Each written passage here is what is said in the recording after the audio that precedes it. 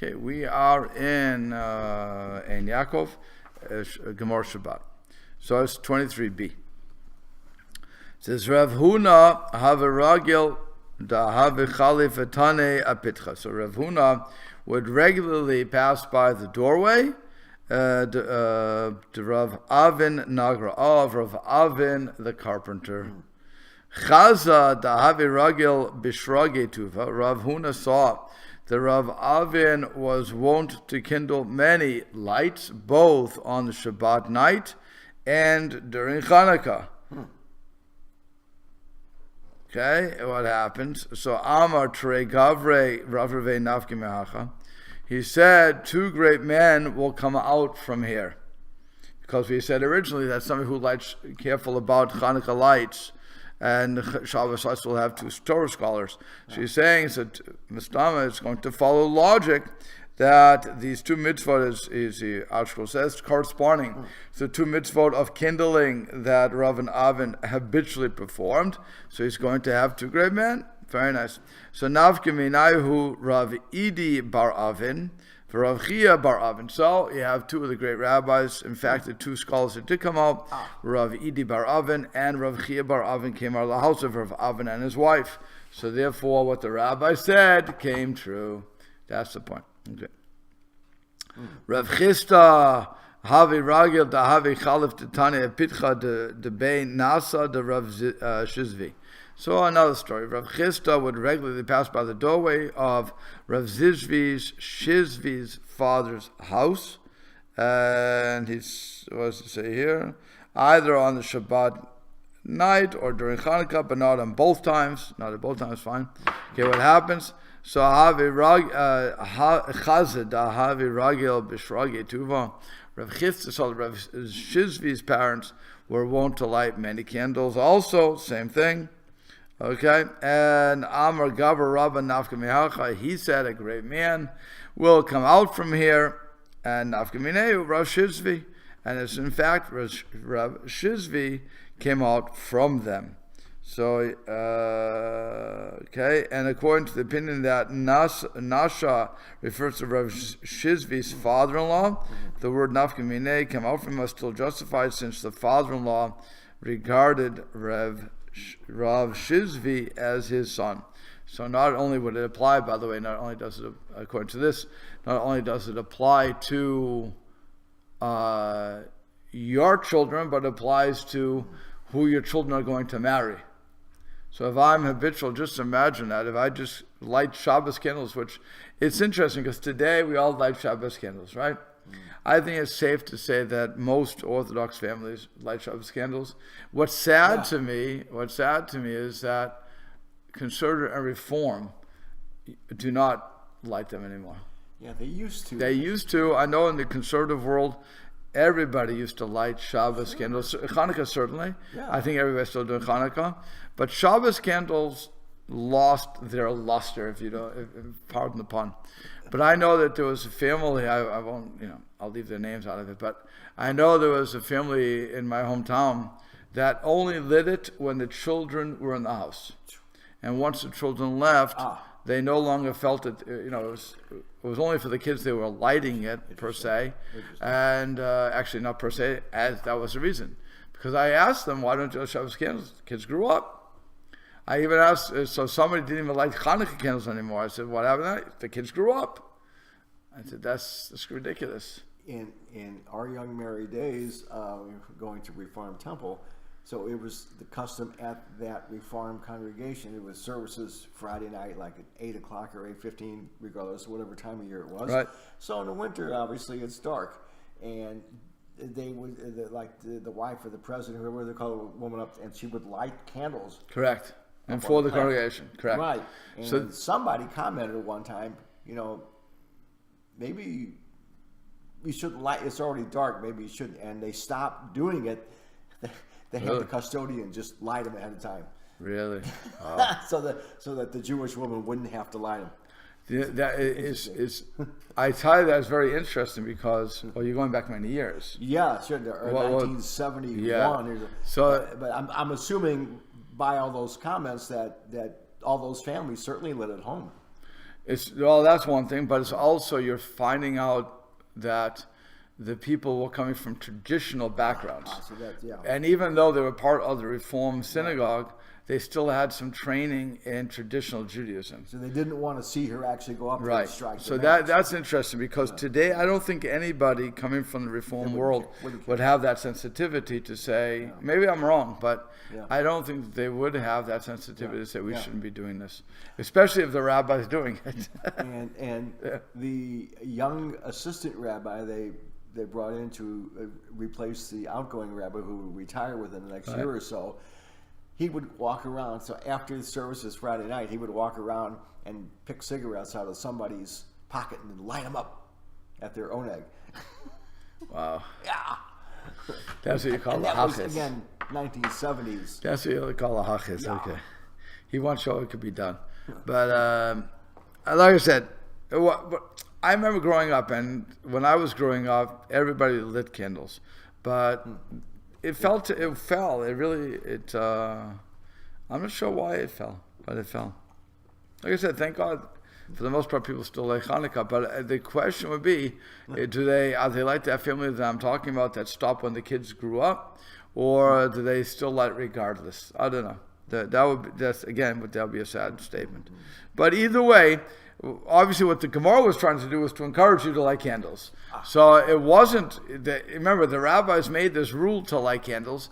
They, based upon Shalom Bayit and everything else, like we talked about last week, but it was, they really had to encourage people to do it. So they're giving you a bracha that if you get it, that is going to have many lights. Also, near equals neshama. I mean, it is near can't equal neshama. Take that back.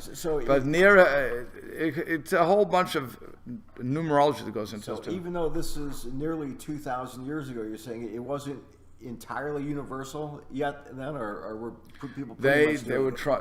It wasn't universal because that's why they have to encourage them. One who's habitual. So it wasn't people. It costs money. Yeah. I mean, let's face it. Candles was their electricity.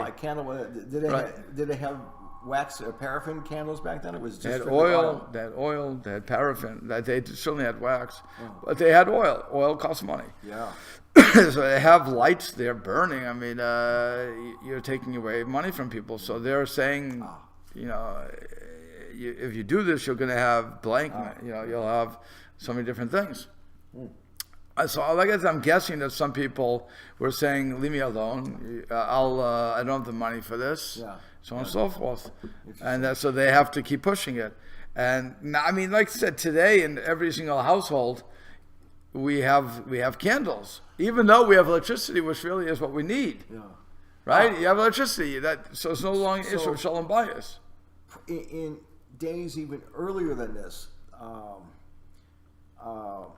so obviously the biggest sign of malacha during the week would be making fire. And so I assume people were then, the last thing they did before Shabbos started would be to make a light for them for the evening.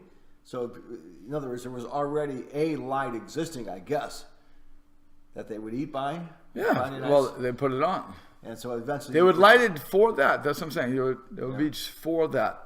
Now, there's another thing you have to also take into consideration with the rabbis here. Another historical point is that they were also dealing with people like the Sadducees who would probably have argued, if we go just by logic, that they could not have had flames on Shabbat. Like later on would be the Karaites. So they would say you have to sit in the dark the whole time. That's where we got children.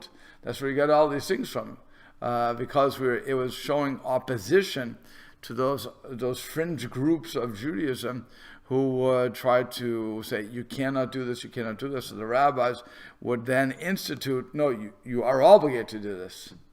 So it's interesting. I mean, the question would be, were the candle lights, since were shalom bias and not to argue with the Sadducees or certainly not Karaites, because Karaites weren't there at that point, but that sort of maintain that sort of philosophy, So did it start out in one way, and they would say habitual, versus you have to do it because you don't want to be, you want to show that you're not, you want to show that you're part of us and not part of them.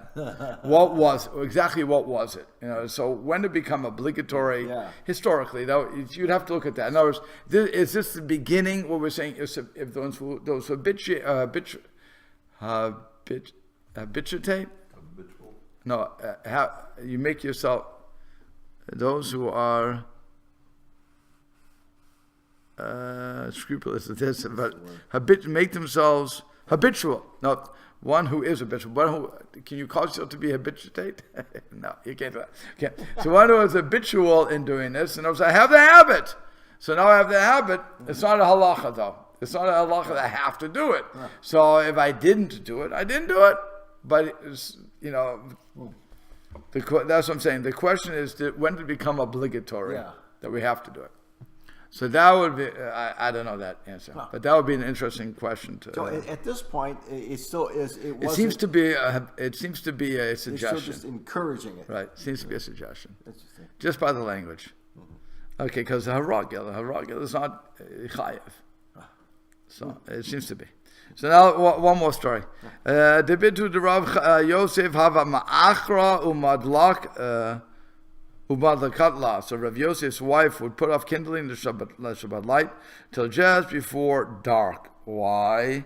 So Rav Yosef's wife certainly kindled the Shabbat light before the time of Malacha. The forbidden works became forbidden. Wait, just before nightfall or just before sunset? Because they seem to be indicating nightfall. Well, he's saying, she's saying, what they're explaining is that she did it before what we would consider dark. In other words, after sunset.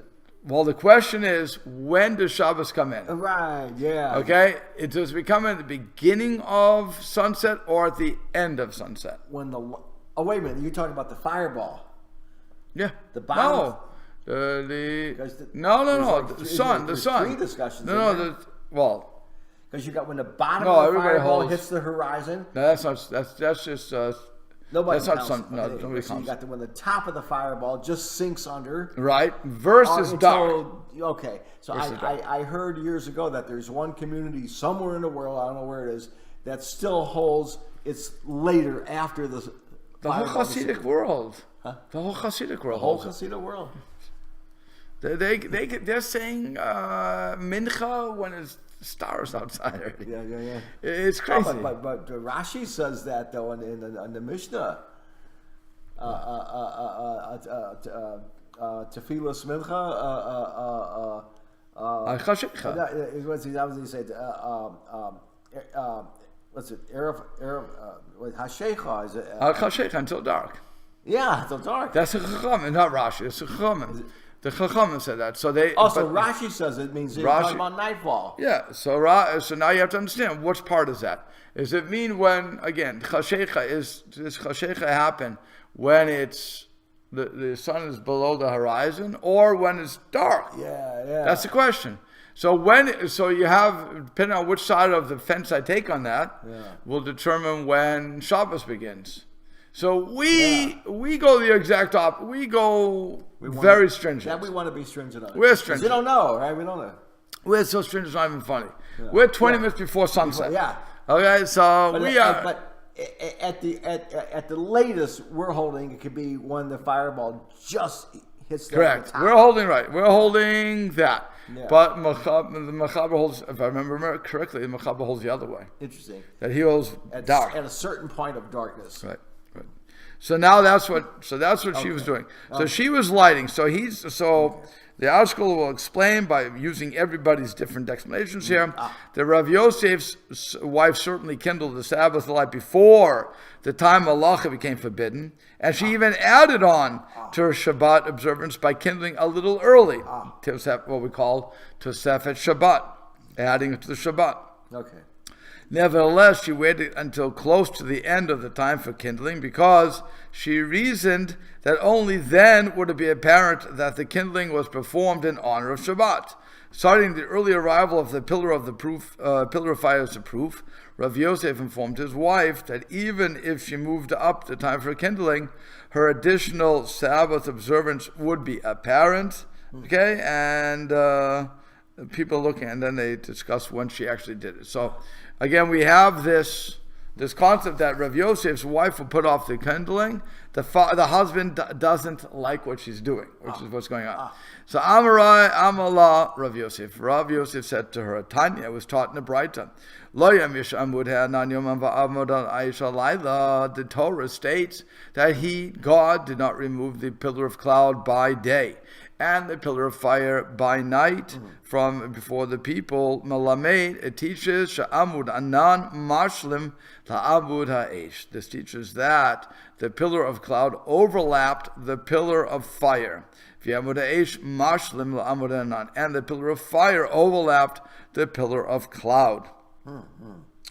Okay, which means that is in 29 he says, oh, you don't have it. This verse is apparently unnecessary, since the previous one states that Hashem went before them, the Israelites in the wilderness, by a pillar by day, and a pillar of cloud to lead them on the way, and at night by a pillar of cloud to give them light, so that they could travel by day and by night. So it seems to be superfluous. So it means that the illuminating pillar of fire appeared before the end of the day, before Hashem removed the pillar of cloud.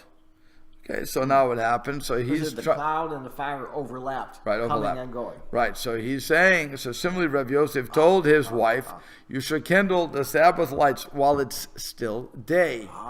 That way, we wouldn't have to worry about it. It's no problem. People will still see that you're doing it for the sake of Shabbat." Of what happened here, where he's talking about.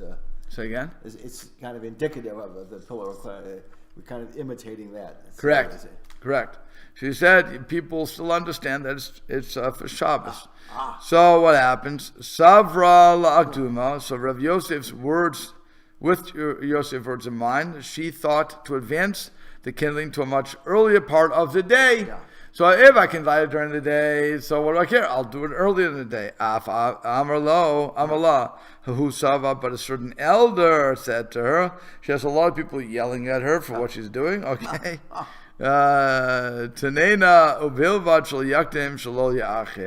With regard to the time for kindling, I teach, one may kindle when he likes, provided that he does not significantly advance the kindling time.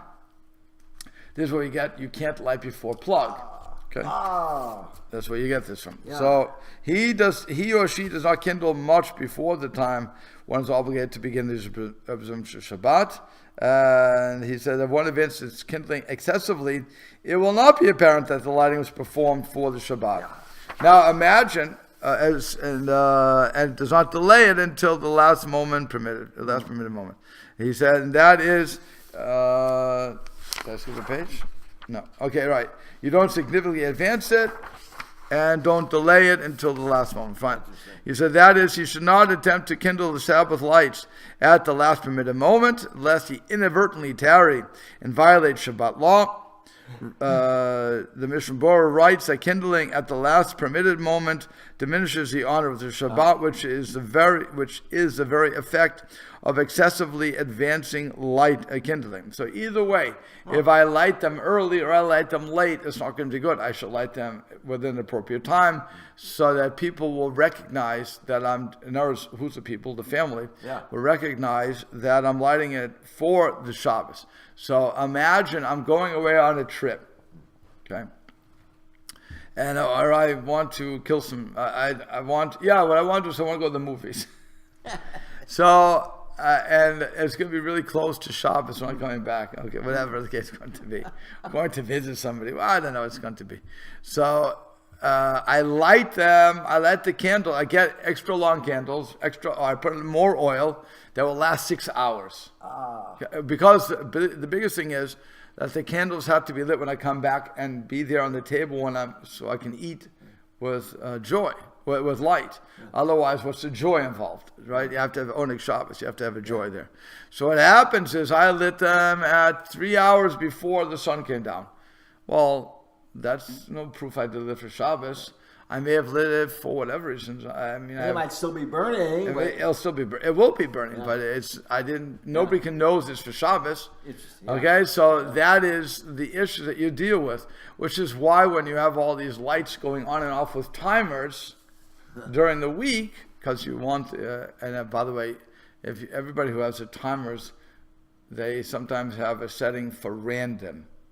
You ever notice random setting? Yes. That's so the you know what it means? Mm-hmm. Yeah. So that's so the thief doesn't know. Right. That's so they have a setting for random. If you're looking at your house at different times every day. Right. So different times the thief doesn't know. Yeah. So, but although the thief can figure it out when the light stays on too long, if they're really casing the joint that much, they can figure it out. But nonetheless, but imagine if I had a light going on every time 3 o'clock, like I do, and in the Shabbos I have the light go on 3 o'clock in the afternoon, because sometimes it's dark outside, and you want to read. So why torture yourself? It comes on 3 o'clock. So now if I'm going to say that's specially for Shabbos and it's on 3 o'clock, it's too early. Nobody knows why I'm doing it. It could just be because I'm leaving home. That's all. So that's what he was saying. You can't do it too early. You can't do it too late. And that's what you have to do. Fine. Again, you're seeing the beginnings. It's fascinating because you're seeing the beginnings of the halacha as it's forming. And the reason they had to do it. So the Gemara speaks of other spiritual attainments that generate Torah-related rewards. Amarava, the Rachim Rabbanan, one who loves Torah sages. Hevele Benin Rabbanan. So he will have sons who are Torah sages. Why? Because God rewards measure for measure. When one loves Torah sages as if they were his own sons, he will merit that his sons indeed develop into Torah sages. Again, the simple reason being because your child sees how much kavod you give, how much honor you give to these people. So he's going to want to give kavod to them. If he gives kavod to them and love, so then he will, if they do it, so they'll come to love them and they'll respect them and they'll follow them and they'll become their apprentice and they too will become Talmidei Chachamim. It's really a cycle. It's just cyclic. Okay. That's what Rashi says. Anybody else? No. Fine. Then it says the Gemara suspends, and now we're going to go on to a different topic. It says suspends temporarily its discussion of the laws of Chanukah and related homiletic materials, and returns to the mission which stated V'lo b'shem tzreifa, and not with. That's why I show we're still there.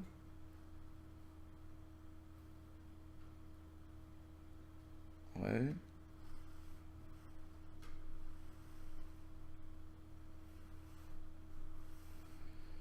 Did I skip a part?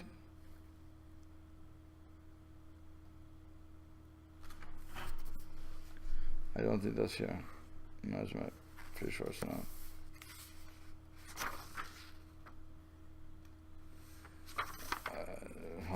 This goes to. It's supposed to go to. Oh. Yeah, okay, that's what I went to. Okay, fine, now we have to go to 38.1. That's what it was. Now we're flying. See, I skipped a whole bunch of pages. 30.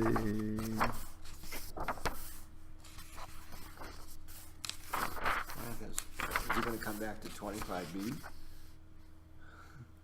I got 25B, 28B. Really? Yeah. Maybe you will. I'm not sure. B. This is 30. This is 30A1, and this is.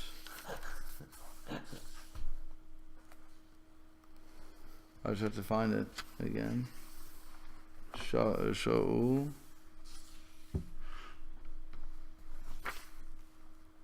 Sha'alta.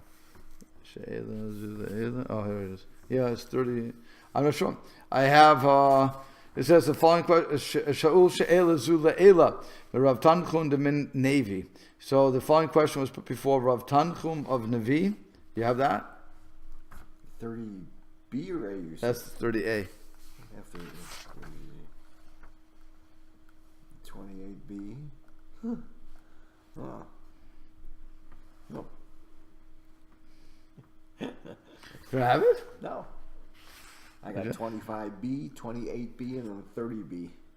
So I got okay. 26A in there too. Okay, that's interesting. I don't know. It's different books here. Yeah. Because this goes right from, like you said, right to 30. Amud Aleph. Maybe he'll come back because I think maybe they took this English edition and just put everything exactly in order. Maybe he'll come back in the actual. Let me see. Well, it shouldn't be because you have 30A, so. This is where we were before. Right. Well, it's a Tachash, a unicorn. Wow, look at that. That's Which so sounds interesting. yeah. I don't know. That's so interesting. Yeah. Maybe he'll go back. Who knows? Maybe. He's trying to group his subjects somehow. It does. He goes back. Yeah. So I think in this He goes edition, back. he's just trying to stay exactly in order of how it appears in the Gemara, I guess. Okay, so fine. That's so interesting. It's very interesting. Okay. He will go back. Okay. I'll just listen then. Okay. I wonder why he does that. That's what I'm saying.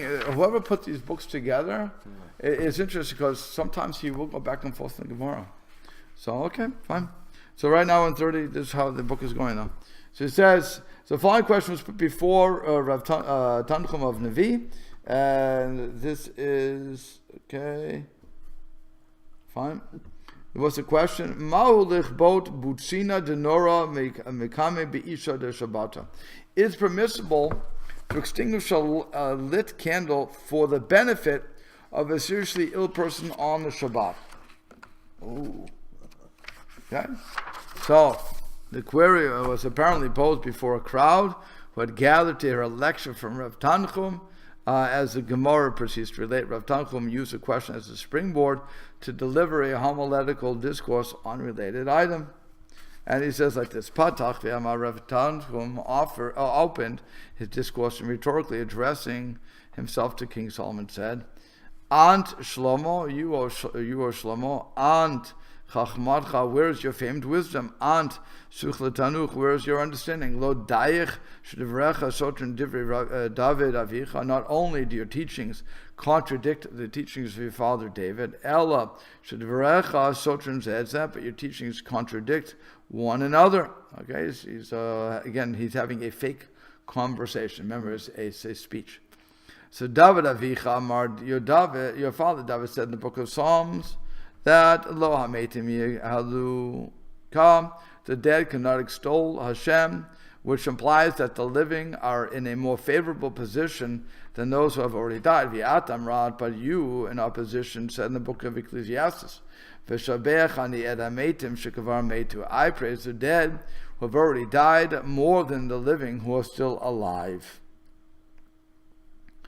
Okay, so and you furthermore you contradict your own words later too, when you retracted and said, Kilakelev chai hutov mina aryeh made, for a live dog is better than a dead lion.